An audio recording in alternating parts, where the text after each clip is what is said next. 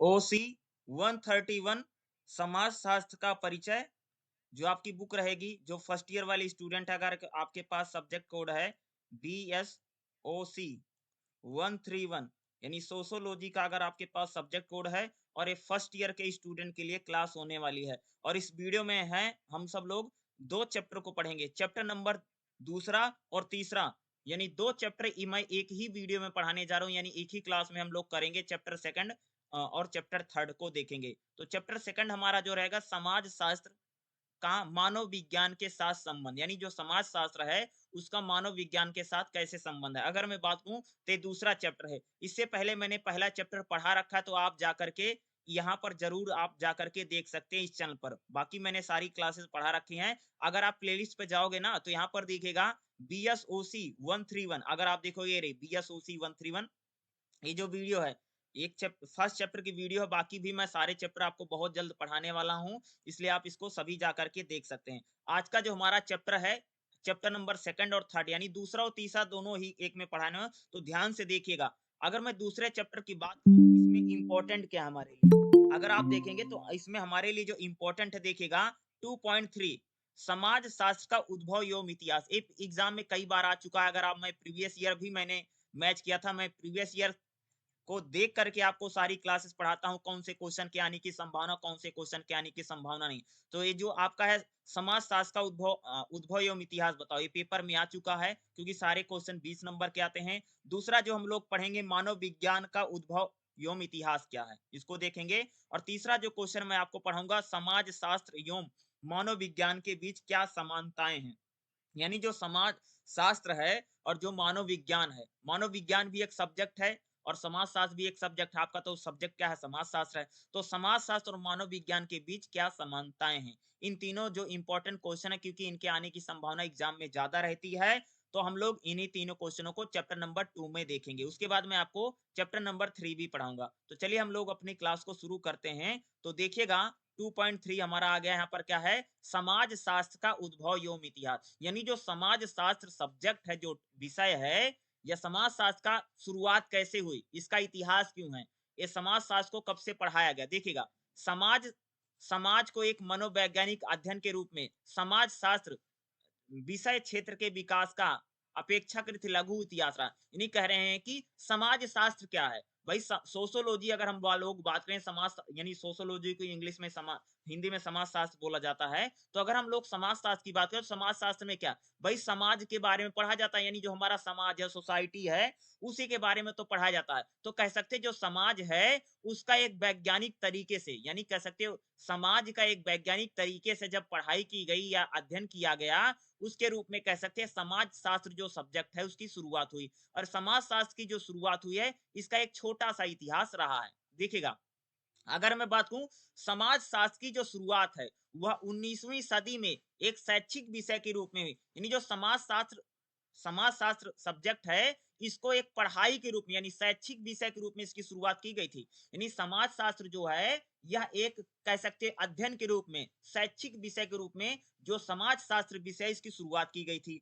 हालांकि समाज का अध्ययन समाज शास्त्र हेतु विशिष्ट नहीं, करें कि अगर हम लोगों को समाज का अध्ययन करना है तो उसके लिए समाज शास्त्र विशिष्ट नहीं है। यह 5वीं शताब्दी में पूर्व यूनानी दार्शनिक सुकरात हेतु 14वीं शता सॉरी सुकरात हेतु 4 शताब्दी ईसा पूर्व में प्लेटो अरस्तु हेतु, और पहली शताब्दी में रोमन दार्शनिक सिसरो हेतु बहुत लंबे समय तक उनकी रुचि का विषय रहा। अगर मैं बात करूं, ये जो समाज शास्त्र सब्जेक्ट है, इसके बारे में अगर आप देखोगे तो भाई इसकी जो शुरुआत है, समाज शास्त्र सब्जेक्ट की शुरुआत 19वीं शताब्दी में स्टार्ट हुई। समाज शास्त्र जो की शुरुआत है, इसकी शुरुआत कब शुरू हुई, 19वीं शताब्दी में। और यह एक शैक्षिक विषय के रूप में शुरू किया गया था, यानी पढ़ाने के लिए इसका अध्ययन किया गया था, स्टार्ट हुआ था। ठीक है। और समाज शास्त्र में कह सकते हो कि समाज का जो अध्ययन करते हैं, इसकी कोई विशेषता नहीं है। लेकिन अगर हम लोग बात करें, जो समाज शास्त्र सब्जेक्ट है, इसमें कह सकते हो बहुत बड़े बड़े दार्शनिक, बहुत बड़े बड़े जो हमारे थिंकर हैं, जैसे सुकरात हैं, प्लेटो हैं, अरस्तु हैं, या हम लोग कह सकते हैं सिसरो की बात कर सकते हैं। इन्होंने कह सकते हैं समाज के बारे में इन्होंने बहुत ज्यादा रुचि ली थी और इनके पसंद का विषय था। जो हमारे बड़े बड़े दार्शनिक हैं भाई, प्लेटो है, अरस्तु है, सुकरात हैं, इन लोगों ने कहता है इनका लंबे समय तक, यानी क्या कह सकते हैं इन्होंने समाज का लंबे समय तक अध्ययन किया। उन्होंने अपने समय में समाज को समझने में अत्यधिक योगदान दिया। यानी कह सकते हैं प्लेटो हो, अरस्तु हो, सुकरात हो, इन लोगों ने समाज को समझने की कोशिश की और समाज को समझने में इन्होंने क्या किया? अपना योगदान दिया। मानव समाज के व्यवस्थित अध्ययन में उन्होंने प्रयास किया। यानी आप लोग कह सकते हो कि समाज शास्त्र जो एक विषय के रूप में हम लोग पढ़ रहे हैं, उसमें जैसे अगर आप देखो प्लेटो हैं, अरस्तु है, सुकरात हैं या सिसरो हैं, इनका अमूल्य योगदान था क्योंकि इन लोगों ने ही समाज का अध्ययन किया। इन लोगों ने ही समाज को उसका वैज्ञानिक तरीके से अध्ययन किया और आगे चलकर कह सकते हो कि सुकरात हो, प्लेटो हो, अरस्तु हो, इन्हीं का ही महत्वपूर्ण योगदान रहा, इन्हीं का सबसे ज्यादा योगदान रहा है जो हम लोग समाज शास्त्र को एक विषय के रूप में पढ़ रहे हैं। देखिएगा, यूरोप में पुनर्जागरण के प्रभाव के बाद 18वीं शताब्दी ईसा पूर्व तक वहां के अनेक प्रतिष्ठित दार्शनिक हुए जिन्होंने समाज को समझने में अपना योगदान दिया। देखो, यूरोप में जब पुनर्जागरण का दौर आया था, पुनर्जागरण को हम लोग पहले चैप्टर में अच्छे से पढ़ चुके हैं, ठीक है। देखिएगा, यूरोप में भाई मेरे जब पुनर्जागरण हुआ था तो उसके बाद कह सकते हैं कि यूरोप में एक प्रकार से कह सकते हैं कि वहां पर समाज को पढ़ना, समाज की स्टडी करना, समाज का अध्ययन करना कह सकते हो कि वहां के लोगों ने खूब किया। यानी 18वीं शताब्दी में यूरोप में जो पुनर्जागरण का दौर आता है तो वहां के जो थिंकर होते हैं जैसे रूसो हैं, ठीक है, बैरन है, मेंटेस्क्यू हैं, इन लोगों ने क्या किया? समाज का खूब सारा अध्ययन किया और इन लोगों का परिणाम या रिजल्ट ही रहा कि आज हम समाज शास्त्र को एक विषय के रूप में पढ़ रहे हैं, ठीक है। यानी कह सकते हो कि समाज को समझने में अपना योगदान किसने दिया? 18वीं शताब्दी या पुनर्जागरण के जो थिंकर थे जैसे रूसो हैं, ठीक है, बैरन है, मेंटेस्क्यू है, सम्मिलित थे। उन्होंने उस समय की सामाजिक घटनाओं का सामना किया। यानी उस समय की जो सामाजिक घटनाएं थी उनका सामना किया, उसकी स्टडी की। इन प्रारंभिक कार्यों ने निश्चित रूप से सामाजिक विज्ञान के विकास में समाज शास्त्र और मानव विज्ञान सहित मानव समाज के विभिन्न हेतु दार्शनिक की आधारशिला रखी। यानी कह सकते हैं कि 18वीं शताब्दी में जो पुनर्जागरण का दौर आया, पुनर्जागरण के जो थिंकर थे, जो विचारक थे, जो बड़े बड़े दार्शनिक थे, उन लोगों ने समाज का अध्ययन किया और यही समाज का अध्ययन आगे चल करके समाज शास्त्र के विषय के रूप में हमें सामने आता है या मानव विज्ञान के रूप में आता है या आप लोग कह सकते हो कि सामाजिक विज्ञान का क्षेत्र बना। यानी कह सकते हो कि 18वीं शताब्दी में पुनर्जागरण का दौर या कह सकते हो कि और यूरोप में जो एक प्रकार से ज्ञानोदय का काल आता है, वहां पर जिस प्रकार से समाज के बारे में अध्ययन किया जाता है, समाज की स्टडी आरंभ की जाती है, यही हम लोग कह सकते हैं कि समाज शास्त्र को एक विषय के रूप में बनाने में इन चीजों ने क्या किया? अपना अमूल्य योगदान दिया। देखिएगा, हालांकि यूरोप में 18वीं और 19वीं शताब्दी में होने वाले बौद्धिक एवं सामाजिक राजनीतिक परिवर्तन समाज शास्त्र के प्रादुर्भाव सबसे महत्वपूर्ण कारक है। यानी कह सकते हो कि समाज शास्त्र जो एक विषय के रूप में आया, उसमें कह सकते हैं 18वीं और 19वीं शताब्दी में यूरोप में जो सामाजिक राजनीतिक परिवर्तन हुए, क्या कहोगे? यूरोप में जो 18वीं और 19वीं शताब्दी में जो सामाजिक और राजनीतिक परिवर्तन हुए, उन राजनीतिक परिवर्तन का परिणाम है कि सामाजिक जो समाज शास्त्र है वह उसकी एक विषय के रूप में कह सकते हो शुरुआत हुई। ठीक है, यूरोप में फ्रांसीसी क्रांति और औद्योगिक क्रांति ने कुछ कुछ महत्वपूर्ण प्रभाव इसमें सम्मिलित है। यानी कह सकते हैं जो फ्रांस की क्रांति होती है, जो औद्योगिक क्रांति होती है, या कह सकते हैं 18वीं 19वीं शताब्दी में जो बौद्धिक और सामाजिक परिवर्तन होता है, इन बौद्धिक सामाजिक परिवर्तन की बात करें, फ्रांसीसी क्रांति की बात करें, औद्योगिक क्रांति की बात करें, इन सारी क्रांतियों ने एक प्रकार से कह सकते हो समाज के अध्ययन को बढ़ावा दिया। ज्यादा से ज्यादा लोग समाज के बारे में पढ़ने लगे या समाज के शोध होने लगे, समाज की स्टडी होने लगी और आगे चल करके कह सकते हैं यही चीजें इन चीजों ने क्या किया? समाज शास्त्र को एक विषय के रूप में स्थापित करने में बड़ी भूमिका निभाई। देखिएगा, अगस्त काम्टे ये बहुत बड़े थिंकर हैं। अगस्त काम्टे वह फ्रांसीसी विद्वान है जिन्होंने आमतौर पर समाज शास्त्र के उद्भव की नींव रखी थी। यानी कहा जाता कि जो अगस्त काम्टे है इन्होंने ही समाज शास्त्र के विषय की नींव रखी है। किसने रखी है भाई मेरे? समाज शास्त्र की शुरुआत या समाज शास्त्र की आरंभ करने वाला आदमी कौन है? अगस्त काम्टे है। इनका नाम याद रखना, अगस्त काम्टे। अगस्त काम्टे कहाँ का है? फ्रांस का है, फ्रांसीसी विद्वान है। यही जो फ्रांसीसी विद्वान है अगस्त काम्टे, इसी ने सबसे पहले कह सकते हो समाज शास्त्र की शुरुआत की, और समाज शास्त्र की शुरुआत करने का जो पूरा श्रेय है जो उसको किसको दिया जाता है? अगस्त काम्टे को। समाज शास्त्र सबका शब्द यानी जो समाज यानी सोशियोलॉजी जो वर्ड है, या जो समाज शास्त्र जो शब्द है, इस शब्द का सबसे पहले प्रयोग 1838 में, कब? 1838 में अगस्त काम्टे ने अपनी बुक में किया था। क्या थी? पॉजिटिव फिलोसफी से किया था। यानी अगस्त काम्टे की एक बुक है पॉजिटिव फिलोसफी, उसमें कह सकते हैं उसने सोशियोलॉजी यानी समाज शास्त्र का सबसे पहले प्रयोग किया था। अगस्त काम्टे ने क्या किया? समाज शास्त्र को एक विषय के रूप में, या इस समाज शास्त्र जो शब्द है इसकी शुरुआत किसने की थी? अगस्त काम्टे ने। सामाजिक घटनाओं के व्यवस्थित आकलन एवं वर्गीकरण के आधार पर वह समाज शास्त्र को विज्ञान मानते। अगस्त काम्टे कहता था कि अगर हम लोग सामाजिक घटनाओं को, ध्यान रखना क्या कर रहा हूं, अगस्त काम्टे कहता कि अगर हम लोग समाज में जो घटनाएं हो रही, अगर हम लोग उसका अवलोकन करते हैं, उसका अध्ययन करते हैं और उसका वर्गीकरण करते हैं, वही समाज शास्त्र है। यानी समाज शास्त्र को एक विज्ञान के रूप में कह सकते हो अगस्त काम्टे ने स्थापित किया। यानी समाज शास्त्र क्या एक प्रकार का विज्ञान है, समाज को पढ़ने का, समाज की स्टडी करने का, या समाज को जानने का एक क्या विज्ञान है? वह समाज शास्त्र है। और समाज शास्त्र को स्थापित करने में समाज शास्त्र शब्द किसने दिया? अगस्त काम्टे ने दिया था। ठीक है। हॉबर्ट स्पेंसर अंग्रेजी सामाजिक दार्शनिक समाजशास्त्र की नींव रखने वाले अग्रणी है। यानी कह सकते हैं जो हर्बर्ट स्पेंसर है, उसने भी कह सकते हो कि समाज शास्त्र की नींव रखने में, समाज शास्त्र को शुरू करने में इन्होंने भी क्या कह सकते हो अपनी एक महत्वपूर्ण भूमिका निभाई। किसने निभाई भाई मेरे? हर्बर्ट स्पेंसर है। ठीक है, देखिएगा अमेरिका में सामाजिक दार्शनिक रेस्टर एफ वर्ड ने अपनी पुस्तक में द्वारा समाज शास्त्र के विकास में महत्वपूर्ण योगदान दिया। यानी अमेरिका के लोग हों, यूरोप के लोग हों, इन लोगों ने कह सकते हो कि इन्होंने समाज शास्त्र के विकास में अपना महत्वपूर्ण योगदान दिया, जो कि सामाजिक प्रगति एवं सामाजिक कार्रवाई की अवधारणा से संबंधित है। ठीक है। समाज शास्त्र के विकास में सबसे महत्वपूर्ण योगदान इमाइल दुर्खिम ने भी है। इनका भी हम लोग आगे पढ़ेंगे, आप सेकंड ईयर में जाओगे, थर्ड ईयर में, यानी कह सकते हो कि समाज शास्त्र को आगे बढ़ाने में, समाज शास्त्र को एक विषय के रूप में स्थापित करने में अगर मैं बात कहूं, अगस्त काम्टे हो, इमाइल दुर्खिम हो, इन लोगों ने कह सकते हो कि समाज शास्त्र को एक विषय के रूप में स्थापित करने में, इमाइल दुर्खिम हो, इन लोगों ने अपना महत्वपूर्ण योगदान दिया। समाज शास्त्र के अग्रणी मैक्स वेबर ने भी सामाजिक घटनाओं की सूझबूझ हेतु एक नए प्रकार का दृष्टिकोण पेश किया। मैक्स वेबर को तो हम लोग खूब पढ़ेंगे इस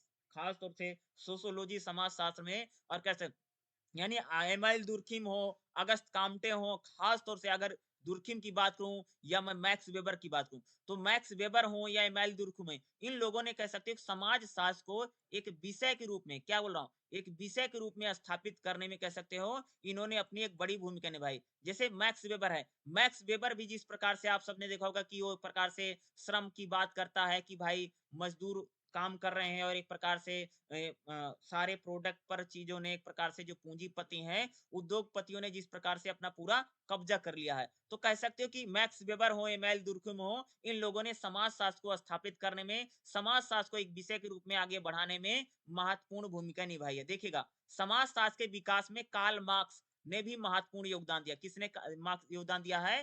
कार्ल मार्क्स ने। यानी एमएल दुर्खिम हो, मैक्स वेबर हो, कार्ल मार्क्स हो, ठीक है, इन्होंने कह सकते हैं समाज शास्त्र को आगे बढ़ाने में महत्वपूर्ण योगदान दिया। हालांकि उनके योगदान समाज शास्त्र की सीमा को उल्लंघन करके काफी आगे जाते। किसके?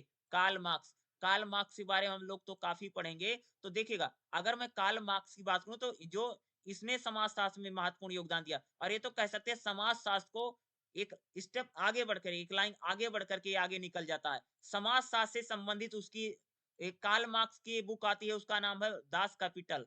ठीक है, और उसी दास कैपिटल में उसने मजदूरों को लेकर के, पूंजीपतियों को लेकर के उसने अपनी सारी बातें कह रखी। तो कह सकते हैं कि समाज शास्त्र को एक विषय के रूप में, एक सब्जेक्ट के रूप में, और एक इसको स्थापित करने में जिन लोगों ने बड़ी भूमिका निभाई है, उनमें हम लोग कह सकते हैं इमाइल दुर्खिम हो, मैक्स वेबर हो, कार्ल मार्क्स हो, इन लोगों ने अपनी भूमिका निभाई है।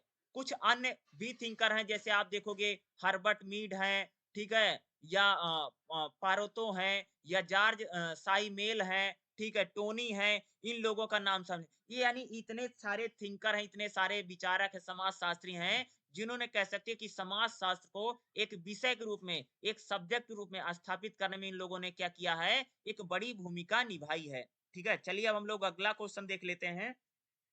अगला जो क्वेश्चन रहेगा क्या है? मानव विज्ञान का उद्भव का इतिहास, यानी जो मानव विज्ञान है, इसकी शुरुआत कैसे हुई? इसका इतिहास क्या? किसका? मानव विज्ञान का। देखिएगा, मानव विज्ञान का क्षेत्र एक विविध और व्यापक क्षेत्र है। यानी क्या कह सकते हो कि मानव विज्ञान जो एक विषय है या इसका जो क्षेत्र है, यह बहुत बड़ा है और बहुत व्यापक है। ठीक है? और मानव विज्ञान किसे कहते हैं? मानव विज्ञान में जिसमें मनुष्य और उसके सामाजिक सांस्कृतिक का अध्ययन किया जाता है। यानी कह सकते हैं मानव विज्ञान में हम लोग क्या करते हैं, जिसमें मनुष्य और उसके सांस्कृतिक समाज का अध्ययन किया जाता है। यानी कह सकते हैं मानव विज्ञान में हम लोग किसकी पढ़ाई करते हैं? मनुष्यों के बारे में तथा मनुष्य की सामाजिक सांस्कृतिक या समाज के बारे में उसका क्या किया जाता है? अध्ययन किया जाता है। वास्तव में यह इसे व्यापक विषय के रूप में माना जाता है, जो मानव के अध्ययन और इसके विविध पहलू से यानी समाज, अगर आप देखोगे मानव विज्ञान में मानव के साथ-साथ कह सकते हो उसके सामाजिक और सांस्कृतिक सभी पहलुओं का कह सकते हो कि अच्छी तरीके से अध्ययन किया जाता है। किसमें की जाता है? मानव विज्ञान में। ठीक है? देखिएगा, अगर हम लोग बात करें जो मानव विज्ञान है, इसकी शुरुआत इस बात के साथ हुई है कि मनुष्य एक प्रजाति के रूप में विकसित हुआ है। मानव विज्ञान बताता है कि जो मनुष्य है वह एक प्रजाति के रूप में विकसित हुआ है। अन्य सभी प्राकृतिक प्राणियों एवं घटनाओं के अनुरूप प्राकृतिक नियमों का अनुपालन करते हैं। ठीक है? मानव विज्ञान अत्यधिक भिन्न विषय वस्तु को ध्यान में रखते हुए मानव विज्ञान के बौद्धिक विकास, इसके प्रादुर्भाव के बारे में व्यापक रूप से पता लगाना मुख्य। यानी हम लोग कह सकते हैं कि जो मानव विज्ञान है, इसकी शुरुआत कब हुई, इसके उद्भव के बारे में तो हमें पता नहीं चलता है, लेकिन हम लोग कह सकते हैं कि मानव विज्ञान में मनुष्य के साथ-साथ हम उसके सामाजिक, सांस्कृतिक इन चीजों का हम क्या करते हैं? अध्ययन करते हैं। और मानव विज्ञान क्या क्या मनुष्य को एक प्रजाति के रूप में विकसित करता है और मनुष्य के साथ-साथ वह उसकी सामाजिक, सांस्कृतिक चीजों का भी क्या करता है? वह अध्ययन करता है। देखिएगा, समाजशास्त्र की भांति ही मानव विज्ञान के उद्भव एवं विकास को पाश्चात्य जगत के मनोवैज्ञानिक विकास से सीधे जोड़ा जाता है। यानी कह सकते हैं जिस प्रकार से जो समाजशास्त्र विषय है, इसको भी कह सकते हैं यूरोप के लोगों ने या पश्चिम के लोगों ने इसको शुरुआत किया था। उसी प्रकार से जो मानव विज्ञान है, मानव विज्ञान की भी शुरुआत कह सकते हो वह पश्चिम से या यूरोप से हुई है। या कह रहे हैं यानी कह सकते हैं जिस प्रकार से समाज शास्त्र की शुरुआत पश्चिम से हुई है, उसी प्रकार से कह सकते हैं कि जो मानव विज्ञान है, इसकी भी शुरुआत पश्चिम से ही हुई है, यानी यूरोप से हुई है। मानव विज्ञान की स्थापना को ग्रीको रोमन पुनर्जागरण काल से हुई। यानी कह सकते हैं मानव विज्ञान की जो शुरुआत है, वह जो रोमन पुनर्जागरण काल था, वहां से मानव विज्ञान की शुरुआत हुई। मानव विज्ञान की शुरुआत कहां से हुई है? कह सकते हो कि जो ग्रीको रोमन पुनर्जागरण काल था, वहां से हुई है। खास तौर से 5वीं शताब्दी ईसा पूर्व में हेरोडोटस के लेखन के साथ, यानी कह सकते हो कि 5वीं शताब्दी में हेरोडोटस के लेखन से हम लोग कह सकते हैं कि मानव विज्ञान की शुरुआत हुई। कहां कब से हुई भाई मेरे? 5वीं शताब्दी से।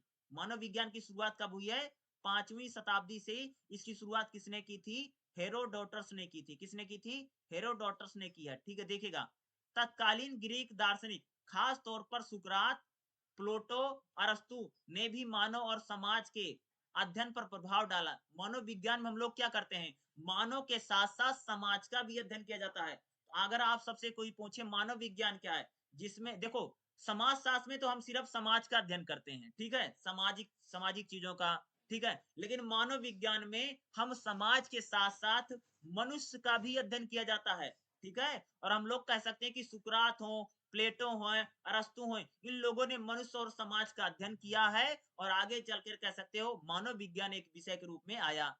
तदुपरांत रोमन दार्शनिक, ठीक है, सिसरो ने भी मानव विज्ञान के अध्ययन में महत्वपूर्ण योगदान दिया। यानी प्लेटो हो, अरस्तु हो, सिसरो हो, इन सभी ने कह सकते हैं कि मानव विज्ञान जो सब्जेक्ट है, उसमें अपना महत्वपूर्ण योगदान दिया है। देखिएगा, यूरोप में पुनर्जागरण के प्रभाव के बाद, यानी यूरोप में जब पुनर्जागरण हुआ था, उसके बाद 18वीं शताब्दी ईसा पूर्व तक, यानी यूरोप में पुनर्जागरण के बाद 18वीं शताब्दी ईसा पूर्व तक वहां के अनेक प्रतिष्ठित दार्शनिकों हुए हैं जिन्होंने समाज को समझने में अपना महत्वपूर्ण योगदान दिया। यानी कह सकते हैं यूरोप पे ऐसे बहुत सारे थिंकर थे, विचारक थे। जब पुनर्जागरण का दौरा था, उसके बाद उन्होंने समाज को समझने में अपना सबसे बड़ा योगदान दिया। उन दार्शनिकों में जैसे रूसो हैं, ठीक है, या कह सकते हैं मेंटेस्क्यू हैं, भी सम्मिलित थे, जिन्होंने उस समय की सामाजिक घटनाओं का सामना किया। इन प्रारंभिक कार्यों ने निश्चित रूप से समाज विज्ञान और विकास में समाज शास्त्र और मानव विज्ञान के विज्ञान हेतु आधारशिला,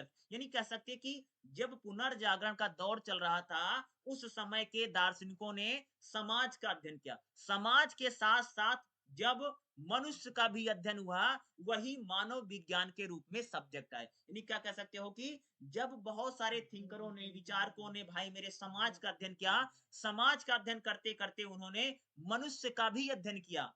किसका अध्ययन किया? यानी समाज का भी अध्ययन किया, मनुष्य का भी अध्ययन किया। इसीलिए कह सकते हो कि जैसे हम लोग रूसो हों या मोंटेस्क्यू हों, ठीक है? इन इन लोगों ने क्या किया कि मानव विज्ञान को भी स्थापित करने में एक विषय के रूप में इन्होंने बड़ी भूमिका निभाई। देखिएगा, अगर हम लोग बात करें तो मानव विज्ञान की शुरुआत का प्रथम चरण जो है वह 1725 से 1840 तक माना जाता है। क्या बोल रहा हूँ? मानव विज्ञान जो विषय शुरू हुआ, उसका जो प्रथम चरण माना जाता है, उसकी शुरुआत मानी जाती है, वह 1725 से मानी जाती है 1840 तक, जिसमें दार्शनिक वैज्ञानिक इतिहास ने मनुष्य समाज और सभ्यता के अध्ययन को अलग अलग करने में सफल, यानी कह सकते हैं मानव विज्ञान में अगर आप देखोगे, जिसमें मनुष्य का, समाज का, सभ्यता का भी अध्ययन किया गया और इसको अलग अलग करने में लोग सफल रहे। इस प्रकार उन्होंने एक सामान्य सामाजिक विज्ञान को तैयार किया।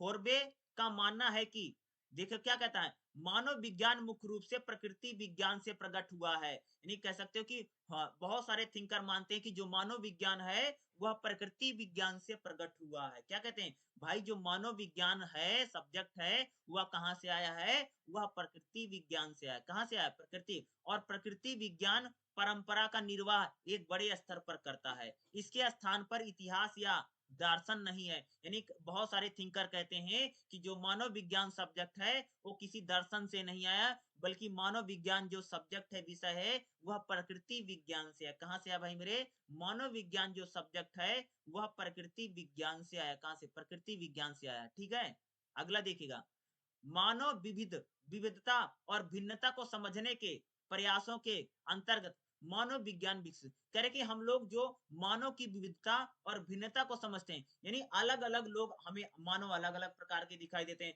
भाई, हर आदमी में अलग अलग टाइप की भिन्नता है, विविधता है। तो कह सकते हैं मानव की जो भिन्नता विविधता को समझने के लिए जो अध्ययन किया गया, उसी के फलस्वरूप हम लोग कह सकते हैं कि मानव विज्ञान है उसका विकास हुआ है। इसे प्रारंभ में अन्य संस्कृतियों के अध्ययन के रूप में जाना जाता था। इस तरह इसे समाजशास्त्र से अलग किया जाता था, जिसे पश्चात में लोगों द्वारा अपने समाज के अध्ययन के रूप में देखा गया। यानी पहले कह सकते हो कि मानव विज्ञान को समाजशास्त्र से बिल्कुल अलग माना जाता था, लेकिन हम लोग कह सकते हैं कि आज जो है समाजशास्त्र में ही मानव विज्ञान का भी क्या कर सकते हैं, अध्ययन हो रहा है।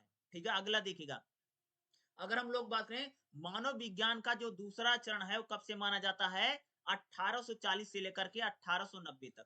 ठीक है, जिसमें प्रकृति विज्ञान में एक स्थिर संतुलन मॉडल से गतिशील मॉडल में बदला हुआ। मानव विज्ञान की तरह विविध क्षेत्रों के साथ 1860 के दशक में एक सामान्य मानव विज्ञान विषय में एकीकृत करने हेतु प्रयास किया, जो मानव के प्रारंभिक इतिहास है। यानी कह सकते हैं जब मानव विज्ञान का दूसरा चरण आया, तो उसमें मानव विज्ञान यानी मानव और विज्ञान, मानव यानी मानव के अध्ययन को एक वैज्ञानिक तरीके से जब किया गया, उसी से हम लोग कह सकते हैं कि मानव विज्ञान एक विषय के रूप में आया।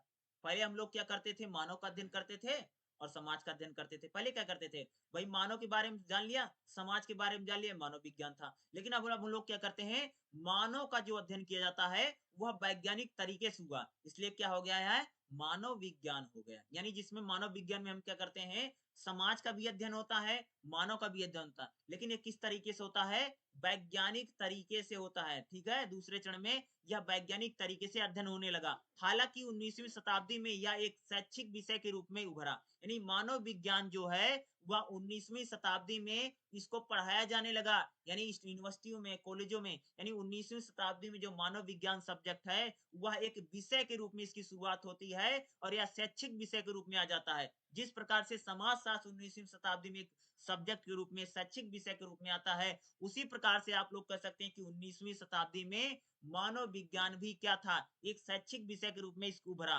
कपूर के अनुसार 1960 के दशक में मानव विज्ञान के आधुनिक प्रवचनों को सुनिश्चित करने का रूप दिया गया। जीव विज्ञान, भाषा विज्ञान, प्रागैतिहासिक पुरातत्व विज्ञान की प्रगति से इसे बल मिला। यानी कह सकते हैं जो जीव विज्ञान है, भाषा विज्ञान है, या इनसे कह सकते हो कि मानव विज्ञान को बहुत ज्यादा सफलता मिली। और मानव विज्ञान में हम लोग क्या करते हैं, मानव का अध्ययन करते हैं और समाज का अध्ययन करते हैं। और यहाँ पर जो मानव का अध्ययन है वह पूरा वैज्ञानिक तरीके से, वैज्ञानिक पद्धति से, और समाज का भी अध्ययन है उसमें भी किया जाता है, ठीक है। आगे देखो, मानव विज्ञानी, बहुत सारे मानव विज्ञानी के अग्रदूतों में जो शामिल, जैसे आप देखोगे हेनरी है, ठीक है, मैकलेन है, ठीक है, सर एडवर्ड है, टेलर है, फ्रेंच बोस हैं, ठीक है, जेम्स फ्रेजा है, योम WHR हैं, ठीक है। ये मानव विज्ञानी है जिन्होंने कह सकते हैं कि मानव विज्ञान को स्थापित करने में, मानव विज्ञान को एक विषय के रूप में स्थापित करने में कह सकते हैं इन लोगों ने, जितने लोगों का मैंने नाम लिया, इन लोगों ने अपनी क्या की है, एक बड़ी भूमिका निभाई है, ठीक है। खास तौर पर दो उत्कृष्ट मनोविज्ञानी, खास तौर से अगर आप देखोगे मानलिंस्की और HR रेडक्लिफ ब्राउन लेखन कार्यों से आधुनिक मानव विज्ञान विकसित हुआ है। यानी रेडक्लिफ जो ब्राउन है, इनका नाम याद रखना, रेडक्लिफ ब्राउन, कह सकते हो कि इन्होंने मानव विज्ञान को स्थापित करने में और आधुनिक मानव विज्ञान को विकसित करने में इन्होंने क्या किया है, अपनी महत्वपूर्ण भूमिका निभाई है। ऐसे अनेक मानव विज्ञानी भी थे जिन्होंने उस समय के बाद आधुनिक मानव विज्ञान के विकास में अपना योगदान दिया, परंतु हम लोग कह सकते हैं जो रेडक्लिफ ब्राउन है, इन्होंने कह सकते हो कि सच में इन्होंने मानव विज्ञान को ऊंचाई पहुंचाने में इन्होंने अपना एक बहुत बड़ा योगदान दिया है। तो मानव विज्ञान को लेकर के आपसे एग्जाम में जरूर पूछा जाएगा, तो इसकी शुरुआत कब हुई, कैसे हुआ, तो आप लोग इसी को बता देना। अगला क्वेश्चन देखिएगा हमारा क्या है, 2.5 में देखे, ये काफी इंपॉर्टेंट है, एग्जाम में भी आ चुका है, देखिएगा। समाज शास्त्र और मानव विज्ञान के बीच मध्य समानता, यानी जो समाज शास्त्र है और जो मानव विज्ञान है, इसके बीच क्या क्या समानता, सिमिलरिटी, क्या क्या एक जैसा हमें दिखाई देता है समाज शास्त्र और मानव विज्ञान में। समाज शास्त्र में भाई मेरे सिर्फ समाज का अध्ययन किया जाता है, समाज के रीति रिवाज कैसे हैं, समाज की परंपराएं कैसे हैं, समाज के त्योहार कैसे हैं, समाज, यही सारा। और मानव विज्ञान में हम क्या करते हैं, ज्यादा से ज्यादा मानव का अध्ययन किया जाता है, वह भी वैज्ञानिक तरीके से। यानी मानव विज्ञान में हम मानव का और समाज का, यानी मानव का प्रभाव समाज पर क्या पड़ता है और समाज का प्रभाव मानव पर क्या पड़ता है, हम लोग इसमें किसमें अध्ययन करते हैं, ये लोग हम इसको मानव विज्ञान में अध्ययन करते हैं, ठीक है। तो देखिएगा हम लोग इसकी बात करते हैं कि समाज शास्त्र और मानव विज्ञान में क्या क्या समानताएं, यानी क्या क्या सिमिलरिटी है, देखिएगा। ऐसे कई प्रतिष्ठित मानव विज्ञानी हैं जो समाज शास्त्र एवं मानव विज्ञान, खास तौर पर सामाजिक सांस्कृतिक मानव विज्ञान के बीच घनिष्ठ संबंधों के पक्षधर हैं। यानी बहुत सारे ऐसे थिंकर हैं, बहुत सारे ऐसे विचारक हैं जो समाज शास्त्र को और मानव विज्ञान को एक जैसा मानते हैं। यानी बहुत सारे ऐसे थिंकर, विचारक हैं जो मानव विज्ञान को और समाज शास्त्र को बहुत घनिष्ठ संबंध है, कहते बताते हैं, यानी दोनों में बहुत ज्यादा समानताएं हैं। बहुत सारे ऐसे थिंकर हैं, विद्वान हैं जो कहते हैं भाई मेरे की जो समाज शास्त्र है और जो मानव विज्ञान है उनके बीच एक घनिष्ठ संबंध है, गहरा नाता है। ये बातें कौन कहता है, कई सारे जो मानव विज्ञानी और समाज शास्त्री हैं। उदाहरण के लिए फ्रेजर शायद पहले मानव विज्ञानी थे जिन्होंने सामाजिक मानव विज्ञान की क्या करें, यानी फ्रेजर जो थे वह पहले मानव विज्ञानी थे जिन्होंने सामाजिक मानव विज्ञान के प्रथम प्रोफेसर के रूप में 1908 में उन्होंने अपने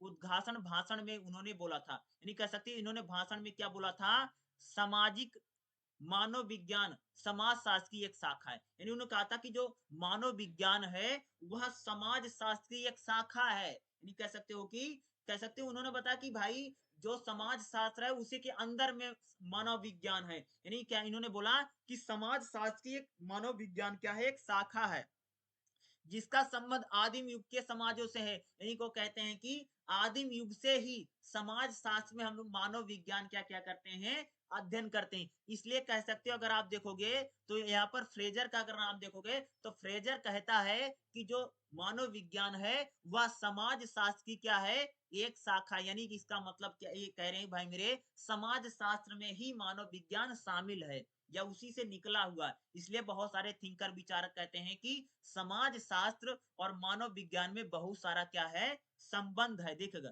फ्रेजर के अनुसार, देखो फ्रेजर क्या कहते हैं, ध्यान सुनो। समाज शास्त्र को समाज का सबसे सामान्य विज्ञान के रूप में देखा जाना चाहिए। समाज शास्त्र क्या है, समाज का विज्ञान है, समाज का सबसे सामान्य विज्ञान है। और सामाजिक मनोविज्ञान यानी मानव विज्ञान समाज शास्त्र का एक हिस्सा होगा। मूल और प्रारंभिक चरण मानव विज्ञान के प्रारंभिक चरण तक। फ्रेजर कहता है कि समाज शास्त्र क्या है, यानी एक सामान्य विज्ञान है। समाज शास्त्र यानी जिसमें हम समाज के बारे में पढ़ते हैं, और मानव विज्ञान क्या है, जिसमें हम मानव और समाज के बारे में पढ़ते हैं। तो कहने का मतलब यही है कि समाज शास्त्र में मानव विज्ञान शामिल है या उसमें इंक्लूड है, शामिल है। इसलिए कह सकते हो कि समाज शास्त्र और मानव विज्ञान में क्या है, बहुत ज्यादा समानता है, सिमिलरिटी बहुत ज्यादा समानता है। क्योंकि जो मानव विज्ञान है वह समाज शास्त्र से ही क्या है, एक निकला हुआ विषय है, इस रूप में लोग कह रहे हैं। ठीक है, जो ठीक है, फ्रेजर ने सामाजिक मानव विज्ञान को जंगली जीवन के अध्ययन तक सीमित करते हुए मानव जाति के इतिहास एवं संस्थाओं को मनोविज्ञान बल देते हुए वेट और टेलर के विचारकों को देखो। यहाँ पर अगर फ्रेजर की बात करूं तो फ्रेजर कहता है कि जो मानव विज्ञान है वह जंगली जीवन के अध्ययन तक सीमित करते हुए कहता है कि मानव जाति के प्रारंभिक इतिहास और संस्थाओं की बात करता है। तो कहता है कि जो मानव विज्ञान है वह सिर्फ मानव का अध्ययन करता है, लेकिन जो समाज शास्त्र है उसमें मानव का भी अध्ययन है, समाज का भी अध्ययन है। तो कहता कि जब मानव जंगलों में रहता था, जंगली जीवन जीता था, तब मानव विज्ञान एक विषय के रूप में था। लेकिन जब समाज आगे बढ़ा, सोसाइटी बढ़ी, तब कह सकते कि समाज शास्त्र जो था वह एक बड़े विषय के रूप में हमारे सामने आता। तो इन लोगों का कहने का सिंपल सा एक मतलब यही है कि समाज शास्त्र में ही मानव विज्ञान क्या क्या है, सम्मिलित है। और समाज शास्त्र से ही मानव विज्ञान क्या है, एक विषय के रूप में वो निकला हुआ है। ठीक है, और दोनों में क्या है, यानी समाज शास्त्र में और मानव विज्ञान में बहुत ज्यादा समानता है। क्या है, बहुत ज्यादा समानता है। समाज शास्त्र में भाई हम समाज के बारे में पढ़ते हैं, मानव विज्ञान में हम मानव और समाज दोनों के बारे में। यानी समाज शास्त्र में अगर आप देखोगे तो हम लोग समाज के जो रीति रिवाज है, परंपराएं हैं, या धर्म है, या समाज की रहन सहन, उसका अध्ययन करते हैं। मानव विज्ञान में हम मानव का अध्ययन करते हैं और मानव का समाज पर क्या प्रभाव पड़ता है, और मानव का समाज पर क्या प्रभाव पड़ेगा और समाज का मानव पर क्या प्रभाव पड़ेगा, हम लोग इसका क्या करते हैं, अध्ययन करते हैं। इसलिए कह सकते हैं कि जो समाज शास्त्र है, जो मानव विज्ञान है, इन दोनों में क्या है, बहुत ही ज्यादा क्या है, एक प्रकार से घनिष्ठ संबंध है। यानी दोनों क्या है, एक दूसरे आपस में बहुत ज्यादा मिले हुए, सिमिलरिटी है। देखिएगा रेड क्लिफ ब्राउन के मतानुसार क्या कह रहे हैं, जो रेड क्लिफ ब्राउन है, इनके मतानुसार सामाजिक मानव विज्ञान तुलनात्मक समाज शास्त्र है। यानी कहता है कि रेड क्लिफ ब्राउन कहता है कि जो मानव विज्ञान है वह तुलनात्मक समाज शास्त्र है। यानी अगर हम समाज शास्त्र की तुलना करते हैं तो उसमें हमें मानव विज्ञान दिखाई देता। तो कहने का मतलब है कि वो अगर आप देखोगे तो रेड क्लिफ जो ब्राउन है वह मानव विज्ञान को तुलनात्मक समाज शास्त्र कहता है। ठीक, कौन कहता है, रेड क्लिफ ब्राउन क्या कहते हैं भाई, वह मानव विज्ञान को तुलनात्मक समाज शास्त्र कहते हैं। देखिएगा अगर आप देखोगे इवांस प्रिचर्ड एक दूसरे प्रसिद्ध मानव विज्ञानी हैं, उन्होंने मानव विज्ञान को सामाजिक अध्ययन की एक शाखा मानते हैं। यानी क्या मानते हैं, मानव विज्ञान को क्या मानते हैं, सामाजिक विज्ञान की एक शाखा मानते हैं। वह शाखा जो मुख्य रूप से आदिम समाजों के अध्ययन पर बल देती है। यानी कह सकते हो कि एक थिंकर है जिसका नाम क्या है, इवांस रिचर्ड। इवांस रिचर्ड कहता है कि जो मानव विज्ञान है वह सामाजिक अध्ययन की एक शाखा है। क्या कहता है कि मानव विज्ञान सामाजिक अध्ययन की क्या है, एक शाखा है जो आदिम समाजों के अध्ययन पर बल देती है। उनका मत है जब लोग समाज शास्त्र की बात करते हैं तो सामान्य तौर पर वह लोग सभ्य समाजों के विशेष समस्याओं को मन में अध्ययन करते हैं।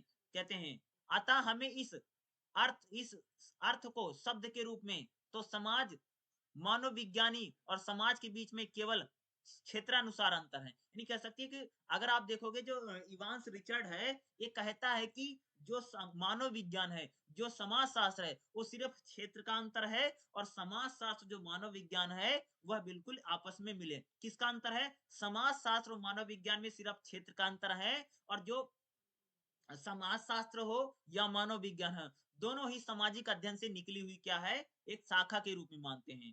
ठीक है? ई ई ए होबोल के अनुसार समाज शास्त्र एवं मानव विज्ञान के बीच संबंध को बताते हैं। उनके अर्थों की व्यापक और एकरूपता है। देखो अगर मैं बात करूं, अगर देखोगे ई ए जो अनुसार ये कहता है, ये क्या कहता है कि जो मानव विज्ञान है, जो समाज शास्त्र है, दोनों में बड़ी एकरूपता है। क्या कहता है? अगर आप देखोगे कई सारे थिंकर कहते हैं कि जो समाज शास्त्र है और जो मानव विज्ञान है, इन दोनों के बीच में क्या है? एक रूपता है, ये हमें एक जैसे दिखाई देते हैं। बहुत सारे थिंकर कहते हैं। अगर आप देखोगे लूसी मेयर ऐसे दूसरे मानव विज्ञानी हैं जो मानव विज्ञान और समाज शास्त्र को ही शाखा मानते हैं। यानी कह सकते हैं कि लूसी मेयर एक और मानव विज्ञानी है जो मानव विज्ञान को समाज शास्त्र की शाखा मानते हैं। वो कहता है कि जो मानव विज्ञान है वो समाज शास्त्र से ही निकला हुआ है या उसका एक पार्ट है। यानी कह सकते हो कि समाज शास्त्र के एक पार्ट के रूप में, एक उसके पार्ट के रूप में कह सकते हो, इन ये लोग इसको देख रहे हैं। यानी ये लोग कह रहे हैं कि जो समाज मानव विज्ञान है वह समाज शास्त्र से ही निकला हुआ है। ठीक है? या उससे उसमें बहुत ज्यादा सिमिलरिटी है, बहुत ज्यादा मान्यता है। समाज शास्त्र में हम सिर्फ समाज का अध्ययन करते हैं, मानव विज्ञान में हम मानव और समाज का यानी एक दूसरे पर क्या प्रभाव पड़ता है, हम उसका अध्ययन करते हैं। और सारे थिंकर एक ही बात को कह रहे हैं कि जो समाज शास्त्र है उसी से मानव विज्ञान एक सब्जेक्ट यानी एक विषय के रूप में निकला हुआ है। देखिएगा, वहीं अगस्त काम्टे ने यह भी माना है कि समाज शास्त्र मानव विज्ञान का गहन अध्ययन होगा और इस कारण समाज शास्त्र को सभी विद्वानों की रानी कहा जाएगा। क्या करें कि समाज शास्त्र में जो मानव विज्ञान का गहन अध्ययन करेंगे तो कह सकते हैं कि समाज शास्त्र को सभी विज्ञानों की रानी कहा जाना चाहिए। यानी कहने का मतलब है कि अगस्त काम्टे भी यही कह रहे हैं। क्या करें? अगस्त काम्टे यही कह रहे हैं कि जो समाज शास्त्र है वो सभी विज्ञानों की रानी है और ये कह रहे हैं कि जो मानव विज्ञान है वह समाज शास्त्र से निकला हुआ एक सब्जेक्ट है, एक विषय है। यानी कह सकते हो कि समाज शास्त्र और मानव विज्ञान में बहुत ज्यादा समानताएं हैं। ठीक है? इस बात को लोग कह रहे हैं।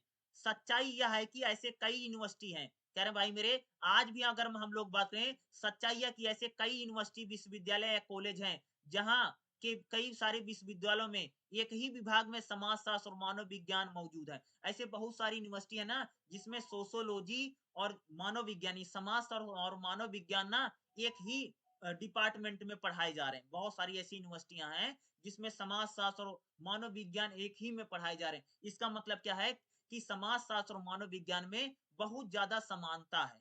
20वीं शताब्दी की शुरुआत में इन दोनों के शैक्षिक विषयों की स्थापना के साथ साथ उनके बीच अंतर अधिक दिखाई देने लगा। नहीं कह सकते 20वीं शताब्दी में अगर आप देखोगे तो समाज शास्त्र और मानव विज्ञान में अंतर हमें जरूर दिखाई देता है, लेकिन ऐसे कई सारी यूनिवर्सिटी हैं, बहुत सारे कॉलेज हैं जहां पर समाज शास्त्र और मानव विज्ञान को एक ही शाखा के रूप में यानी एक ही डिपार्टमेंट में पढ़ाया जा रहा है। देखिएगा, पश्चिमी विद्वानों के अनुसार उनके बीच मुख्य अंतर यह था कि जहां समाज मानव विज्ञान दूसरों का अध्ययन करता है, वहीं समाज शास्त्र अपने समाज का अध्ययन करता है। यानी बहुत सारे विद्वान कहते हैं कि जो मानव विज्ञान है वह दूसरों का अध्ययन करता है।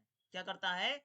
मानव विज्ञान दूसरों का अध्ययन करता है, वहीं समाज शास्त्र अपने समाज का अध्ययन करता है। उदाहरण के लिए जब पश्चिमी विद्वान जाति को सामाजिक मानव विज्ञान के रूप में अध्ययन करेंगे, तब भारतीय विद्वानों के लिए यह समाज शास्त्र हो सकता है। तो कहने का मतलब है कि देखो यह यही कहा जाए कि समाज शास्त्र और मानव विज्ञान में बहुत ज्यादा सिमिलरिटी है, बहुत ज्यादा समानता है। और दुनिया भर के जितने भी थिंकर हैं, जितने विचारक हैं, वह सभी लोग मानते हैं कि समाज शास्त्र और मानव विज्ञान में बहुत ज्यादा समानता है। बहुत सारी यूनिवर्सिटियां हैं, वहां पर अगर आप देखोगे तो समाज शास्त्र और जो मानव विज्ञान है वह एक ही डिपार्टमेंट में पढ़ाए जा रहे हैं। ठीक है?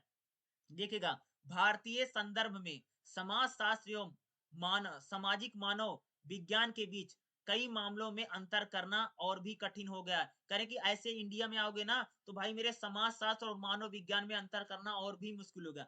नहीं, ऐसे बहुत जगह हैं जहां पर हम लोग समाज शास्त्र में और मानव विज्ञान में अंतर ही करना बहुत मुश्किल है। इसलिए कह सकते हैं कि इसलिए दोनों को एक जैसा माना जा रहा। इन समानताओं में भारतीय विश्वविद्यालय में पद्धति, सिद्धांत और शोध अध्ययनों का भी समान पाठ्यक्रम सम्मिलित है। अगर आप इंडिया में, अगर इंडिया में बहुत सारी यूनिवर्सिटियां जो हैं वह समाज शास्त्र और मानव विज्ञान को एक जैसा ही सिलेबस है, इसलिए भी कह सकते हैं अंतर करना ही बहुत ज्यादा मुश्किल हो गया। भारत में आओगे यार, कई सारे देशों में जाओगे जहां पर यानी समाज शास्त्र और मानव विज्ञान एक एक ही सिलेबस में पढ़ा रहे हैं, तो दोनों में डिफरेंस करना बड़ा अंतर है। इसमें कोई आश्चर्य की बात नहीं है कि भारत में समाज शास्त्र के कई प्रसिद्ध ग्रामीण शोध ग्रामीण ढांचे के गांव पर केंद्रित अध्ययन है, जिसमें सामाजिक मानव विज्ञान के पारंपरिक क्षेत्र को माना जाता है। यह भी सच है कि भारत के कुछ प्रसिद्ध समाजशास्त्री प्रशिक्षित समाज विज्ञानी मानव विज्ञानी भी हैं। तो कहने का मतलब अगर आप इंडिया में आओगे तो हमारे देश में समाज शास्त्र और मानव विज्ञान को तो लगभग एक जैसे ही माना जाता है। जो समाज का अध्ययन करता है वही मानव का अध्ययन करता है। तो हमारे यहाँ पर तो समाज और मानव का अध्ययन तो एक ही जैसे माना जाता है। तो कहने का मतलब है कि समाज शास्त्र और मानव विज्ञान में क्या है, बहुत ज्यादा समानता है, बहुत ज्यादा एक रूपता है। समाज शास्त्र मानव का अध्ययन करता है, मानव विज्ञान समाज और मनुष्य यानी समाज और मनुष्य दोनों का अध्ययन करता है। इसलिए कह सकते हैं दोनों में अंतर करना बड़ा मुश्किल है। बहुत सारे थिंकर हैं, जो विचारक हैं, वो सभी यही मानते हैं कि समाज शास्त्र से ही मानव विज्ञान निकला हुआ सब्जेक्ट है या विषय है। जब हम लोग व्यापक रूप से जब अगर हम लोग ना बहुत बड़े लेवल पर यानी समाज शास्त्र को पढ़ेंगे तो उसमें मानव विज्ञान हमें ऑटोमेटिक ही मिल जाएगा। इसलिए कह सकते हैं समाज शास्त्र में और मानव विज्ञान में बहुत ज्यादा समानताएं हमें दिखाई देती, यानी इन दोनों में क्या है, बहुत ज्यादा सिमिलरिटी दोनों को देखने को मिलती है। ठीक है, तो चलिए अगला देख लेते हैं, नेक्स्ट सेकंड चैप्टर को। ठीक है, आपका हो गया। चलिए अब हम दूसरा चैप्टर तो मैंने करवा दिया।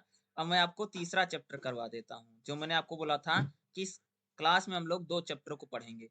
तब हम लोग का यहाँ पर देखोगे तो सारांश आ गया है, तो दूसरा चैप्टर हम आपका क्या हो गया, यहाँ पर खत्म हो गया। पहला चैप्टर मैंने करवा रखा है, आप लोग जा करके वीडियो जरूर चैनल पर जरूर देख लेना। ठीक है, चलिए हम लोग तीसरा चैप्टर कर लेते हैं। तो यहाँ पर देखिएगा, ये तीसरा चैप्टर आपका आ गया। तो चैप्टर नंबर 3 क्या है, समाज शास्त्र और मानव विज्ञान से संबंध, यानी समाज शास्त्र और मानव विज्ञान, मनोविज्ञान में।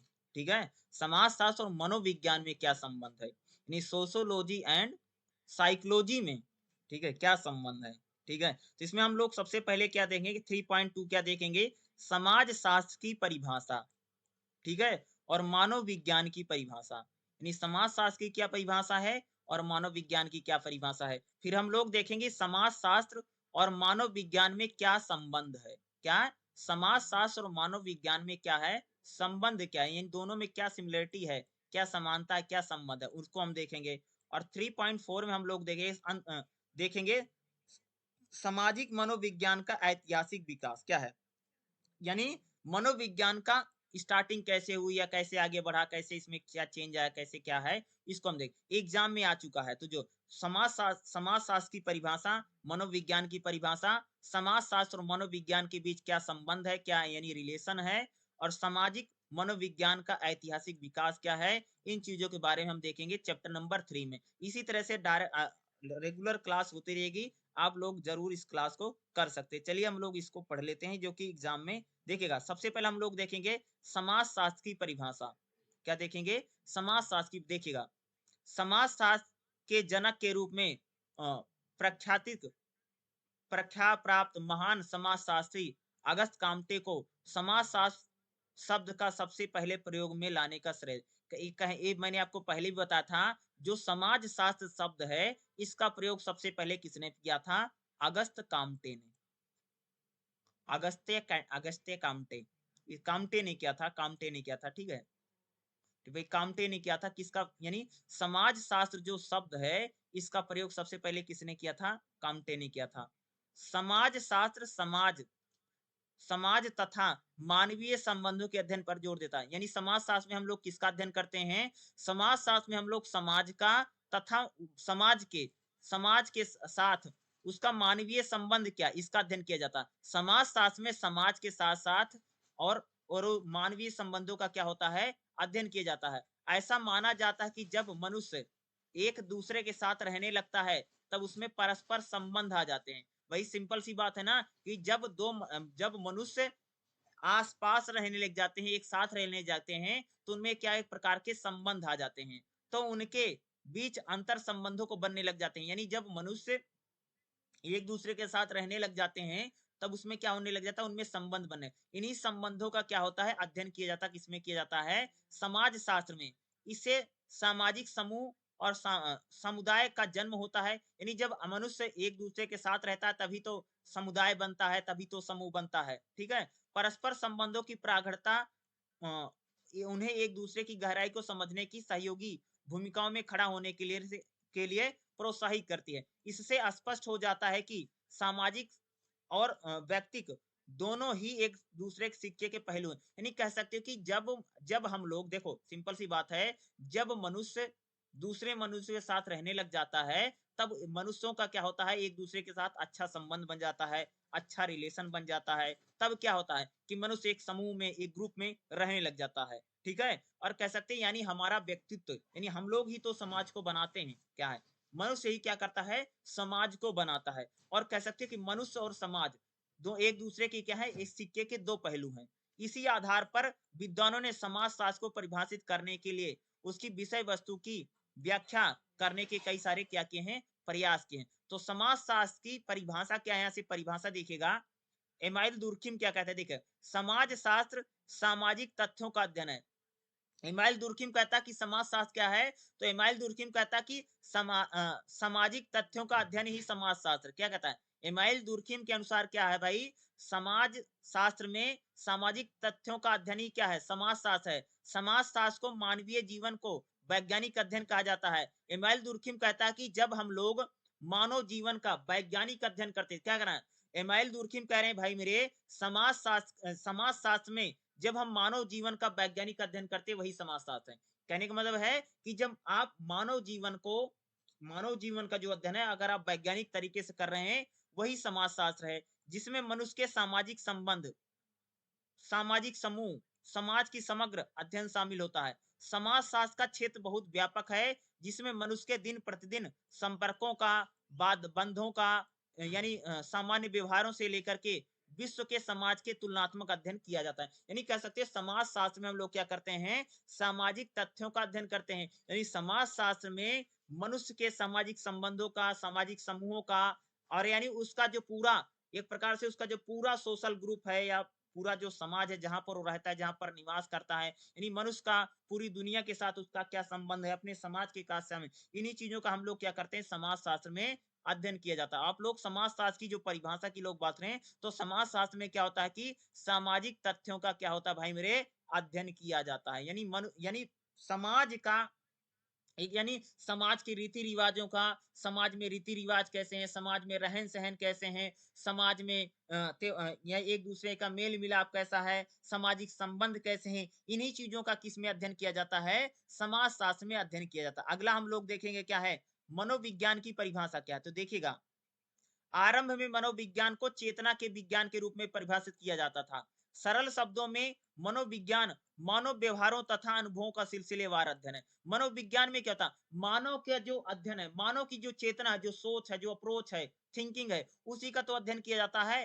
आप लोग कह सकते हैं कि मानव विज्ञान मनुष्य के व्यवहारों और उसकी अनुभूतियों का विज्ञान है। यानी मानव के व्यवहार, यानी मनुष्य कैसे व्यवहार करता है या मनुष्य का स्वभाव कैसा है, इन चीजों का अध्ययन किस में किया जाता है, मनोविज्ञान में। मनुष्य के संबंधों का, मनुष्य की सोच का या उसके व्यवहार का अध्ययन किसमें किया जाता है, मनोविज्ञान में किया जाता है। किसमें किया जाता है मेरे, मनोविज्ञान में किया जाता है। ठीक है?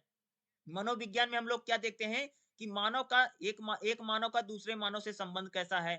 ठीक है? या आप लोग कह सकते हैं कि मानव की सोच कैसे है, उसका संबंध कैसे है, उसके सोचने समझने का तरीका कैसे है, यानी मानव का व्यवहार कैसे है, इन चीजों का अध्ययन किस में किया जाता है, मनोविज्ञान यानी साइकोलॉजी में किया जाता है। किसमें किया जाता है, साइकोलॉजी यानी मनोविज्ञान में किया जाता है। ठीक है? अगला देखिए, अगला नेक्स्ट हम लोग देखेंगे, इंपॉर्टेंट है भाई मेरे, एग्जाम में आ सकता है, ध्यान रखना इसलिए। समाज शास्त्र और मानव विज्ञान में अंतर संबंध, यानी क्या कह रहा है कि समाज शास्त्र और मानव विज्ञान में क्या संबंध है, क्या पूछ रहा है, यानी समाज शास्त्र और मानव विज्ञान के बीच संबंध बताना हम लोगों को। देखिएगा, समाज शास्त्र और मानव विज्ञान दोनों का सामाजिक विज्ञानों में महत्वपूर्ण स्थान है। क्या कर रहा है कि भाई मेरे जो समाज शास्त्र है, जो मानव विज्ञान बोल देता हूँ बार बार, मनोविज्ञान है, ठीक है।